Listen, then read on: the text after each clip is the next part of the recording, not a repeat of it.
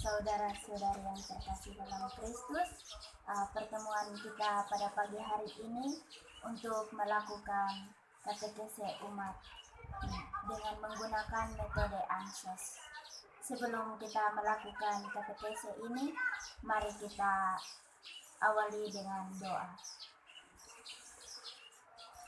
Salam Maria, Ratu Surga, Bunda penuh dengan rahmat Allah, terberkatilah Engkau Bunda di antara wanita.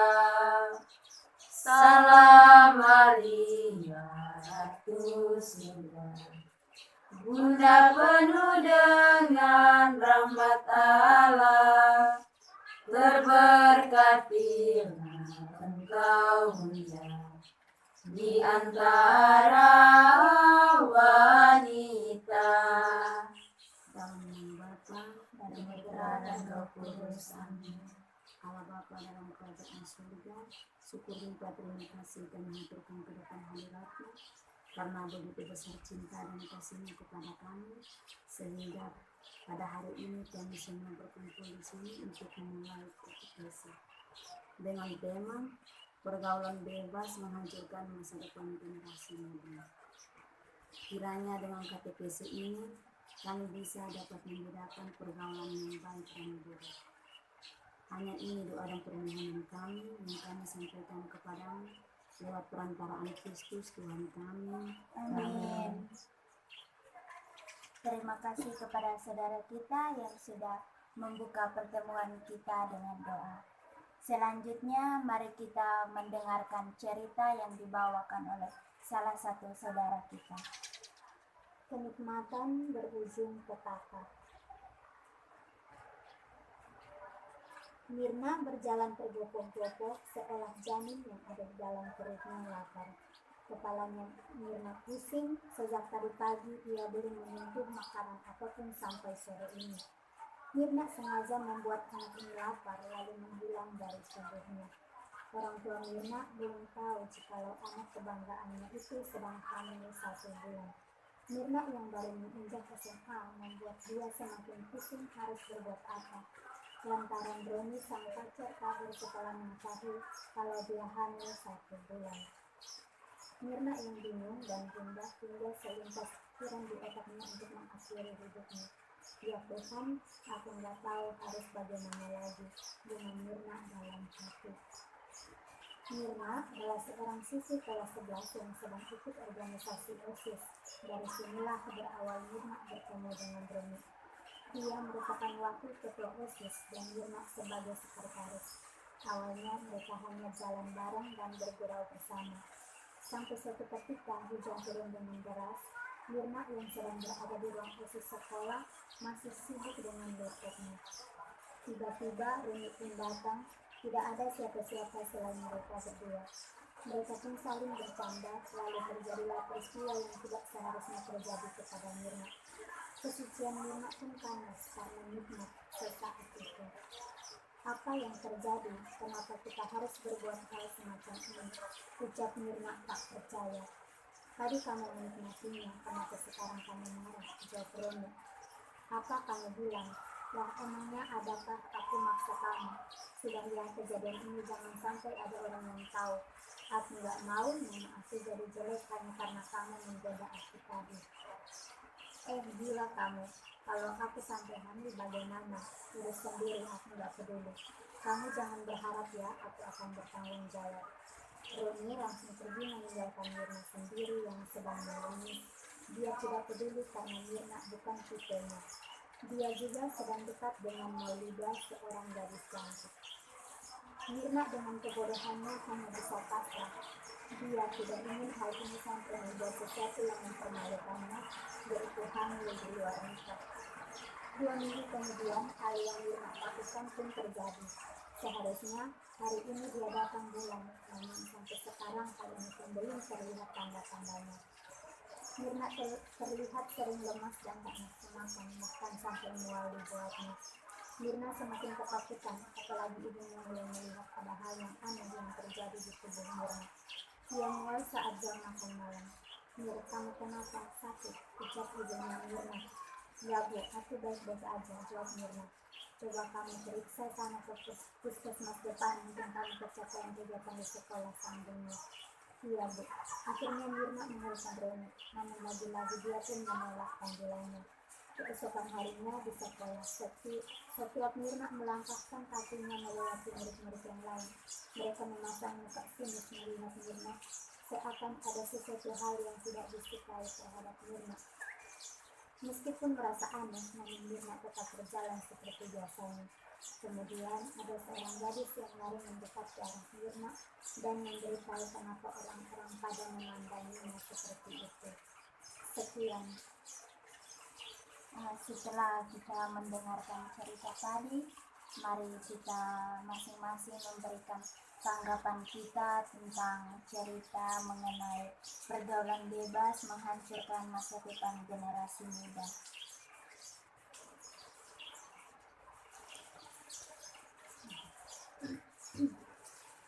Baik, dari saya, di masa muda sekarang, ketika kita mengajar mimpi kita, seharusnya kita tidak melakukan hal-hal yang tidak berkenan. Artinya sesuatu yang merugikan diri kita. Seharusnya kita berjuang untuk mengajar masa depan kita, tetapi karena ulah kita dan juga perbuatan serta nafsu dari diri kita, sehingga apa yang kita impikan tidak terlaksana seperti apa yang barusan kita dengar dari cerita tadi. Ya, terima kasih. Ada yang lain?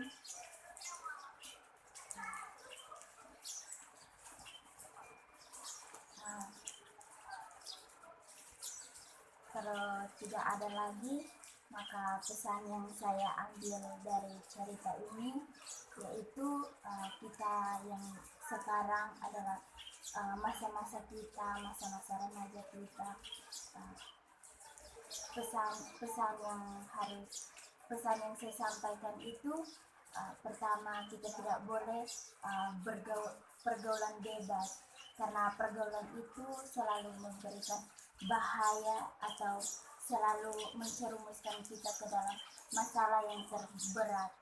Pertama, kita menikmatinya dan akhirnya kita sendiri yang akan menyesal. Dan untuk kita yang sekarang masih belajar atau kita masih sekolah ini, tentunya kita tidak boleh mencoba untuk melakukan hal-hal yang tidak baik. Dan kita semua di sini, kita masih belajar. Bahkan kita tidak boleh untuk mencoba pergaulan bebas, karena itu akan merugikan pribadi kita masing-masing. Itu adalah pesan yang saya memberikan kepada saudara-saudara kita. Dan mari kita tutup pertemuan kita dengan doa yang diajarkan Bapa kepada kita. Bapa kami yang di surga, dimuliakanlah namamu. Datanglah kerajaan-Mu, jadilah kehendak-Mu di atas bumi seperti di dalam surga. Berilah kami rezeki pada hari ini, dan ampunilah kesalahan kami, seperti kami pun mengampuni yang bersalah kepada kami. Dan janganlah masukkan kami ke dalam pencobaan, tetapi bebaskanlah kami dari yang jahat. Mari kita sama-sama membacakan kitab 1 Korintus bab 6 ayat 12 sampai dengan 20. Nasihat terhadap percabulan. Segala sesuatu halal bagiku, tetapi bukan semuanya berguna. Segala sesuatu halal bagiku, tetapi aku tidak membiarkan diriku diperhamba oleh suatu apapun. Makanan adalah untuk perut dan perut untuk makanan, tetapi kedua-keduanya akan dibinasakan Allah.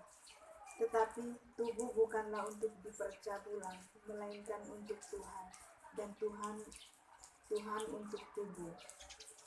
Allah yang membangkitkan Tuhan akan membangkitkan kita juga oleh kuasa-Nya. Tidak tahukah kamu bahwa tubuhmu adalah anggota Kristus? Akan kuambil anggota Kristus untuk menyerahkan kepada percabulan? Sekali-kali tidak. Atau tidak tahukah kamu bahwa siapa yang mengikatkan dirinya pada perempuan cabul menjadi satu tubuh dengan dia? Sebab demikianlah kata Nas. Keduanya akan menjadi satu daging. Tetapi siapa yang mengikatkan diri pada Tuhan menjadi satu roh dengan dia. Jauhkanlah dirimu dari percabulan. Setiap dosa lain yang dilakukan manusia terjadi di luar dirimu. Tetapi orang yang melakukan percabulan berdosa terhadap dirinya sendiri. Atau tidak tahukah kamu bahwa tubuhmu adalah bait Roh Kudus yang diam di dalam kamu, Roh Kudus yang kamu peroleh dari Allah, dan bahkan kamu bukan milik kamu sendiri. Sebab kamu telah dibeli dan harganya telah lunas dibayar. Karena itu, muliakanlah Allah dengan tubuhmu. Demikianlah sabda Tuhan. Syukur kepada Allah. Allah Bapa di dalam kerajaan surga, puji dan syukur kami naikkan kehadirat-Mu atas berkat dan perlindungan-Nya, sehingga hari ini kami dapat memulai katekese dan mengakhirinya dengan baik. Semoga apa yang kami pelajari hari ini dapat berguna bagi kehidupan kami, dan kiranya Engkau selalu memberikan kepada kami roh penerangan, agar kami bisa menolak segala kejahatan yang kami lalui. Semua doa dan harapan ini kami sampaikan ke dalam tangan kasih-Mu lewat perantaraan Kristus Tuhan kami. Amin. Dalam nama Bapa dan Putra dan Roh Kudus.